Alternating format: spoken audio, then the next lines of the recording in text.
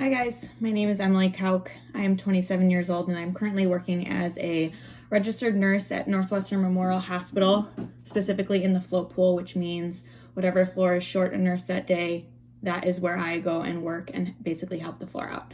So most recently, a lot of those needs have been on our COVID cohort units, so I've been working with those patients quite a bit. So I'll wake up, go to work. Now they're stopping all of us before we enter the building, checking our temperatures and asking us a series of questions. Obviously, if we have a fever or any of these questions that we answer that may show that we've been exposed or infected, we're sent home. I haven't seen much of that happening though. So after I'm cleared to work for the day, I go and pick up scrubs that are distributed by the hospital and then laundered by the hospital. So I'll go upstairs to the floor I'm working on, I'll go in their locker room, put those scrubs on and put my clean clothes in my locker. So I'm not bringing anything home, which is great. It's so nice that they're doing that for us. And then I'll walk onto the unit and get reported on my patients for the day. So normally on medical surgical units in the hospital, your patient ratios are 4 to 5 patients to 1 nurse. Right now, since we have the manpower, we have plenty of nurses. There's plenty of nurses offering to pick up overtime, so we are very well staffed right now. We only have 2 patients to 1 nurse, which is fabulous. We're able to spend the time we need with these patients and focus on what they need and eliminate time that we have to be in their rooms. So after we get a report, we'll kind of go get ourselves organized, see what we need to do for the day. Our hospital right now is wonderful with PPE, that stands for personal protective equipment.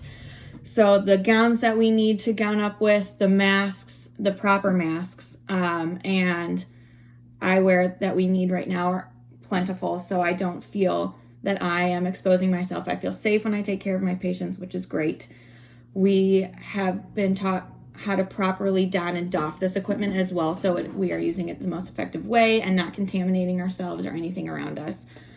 So it's been kind of a change in nursing care because you really got to think about everything that you need when you go in that room, because you don't want to keep putting on your PPE and taking it off, because it honestly is a pain in the butt and it takes a while. But so you need to meticulously think about what you need before you go in the room, so you're spending the least amount of time in there. You are going in as little as possible, which sounds terrible, but we're able to call into the patient's room and talk to them without entering their room because our doors aren't see-through. So that's been kind of a change too. Usually you can just walk in, peek at your patients, see if they need anything. Most of them have been very receptive to this. They know that we are trying to minimize our time in their room, but still providing them grade A care as we always do. So that's been a little bit of change just in our workflow, but honestly, at the hospital, it's been kind of eerie. We don't have a ton of patients right now, which is a good thing. We've canceled all elective surgeries, so we don't have those patients in the hospital. But I feel like it's the calm before the storm. I feel like it's going to get bad soon, and it makes me really anxious because I don't know what's going to happen. And as a nurse, all of these things are kind of just happening to us. We don't have control. We don't have say, which is fine. This is our job, but it's a lot.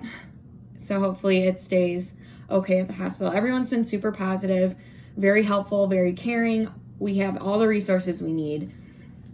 We are learning more about this virus every single day. So obviously our practices are changing. So it's kind of hard to keep up with those sometimes, but everyone's been great about communicating these. There's handout upon handout that they're giving us to read, as well as in services during our shift, just to teach us what we need to know and how to care for these patients.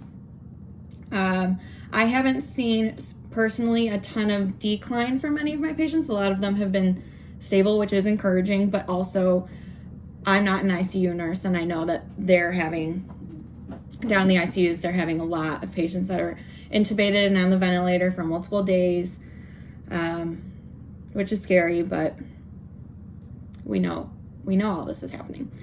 So social distancing, we're not going to stop the spread.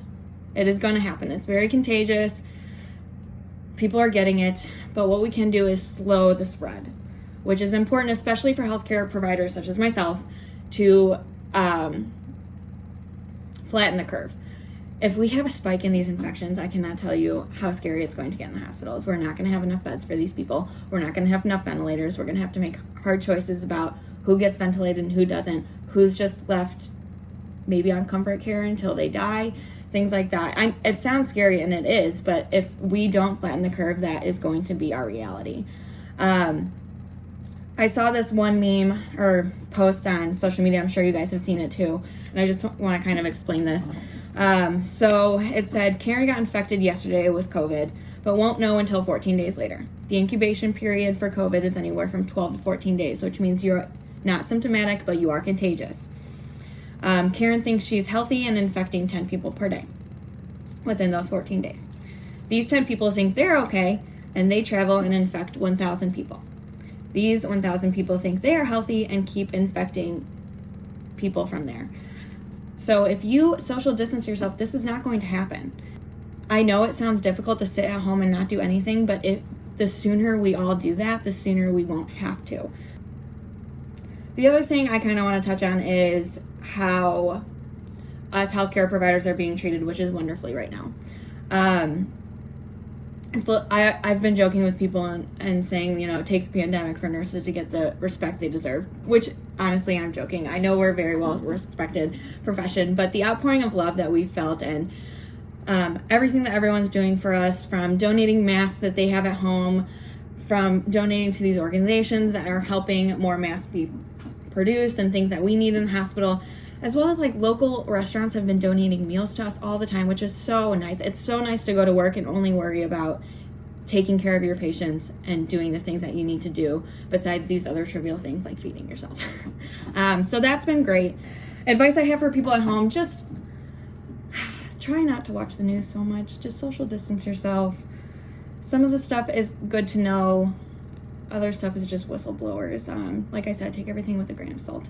Obviously, keep yourself informed, but don't glue yourself to the TV because you're just going to drive yourself crazy with all the what ifs. I know that sometimes I can. Sanity-wise, spend time with your family, play games, do things you don't usually do. I know a lot of people are doing puzzles, playing Scrabble, things like that. I hope this was helpful. I hope you guys learned something. I hope that is interesting. But please just stay at home. That would be great so I don't pull my hair out at work. But honestly, we're going to be okay. It might get worse before it gets better, but it will all be okay in the end. Everyone just stay positive. Do what you're told. Thanks.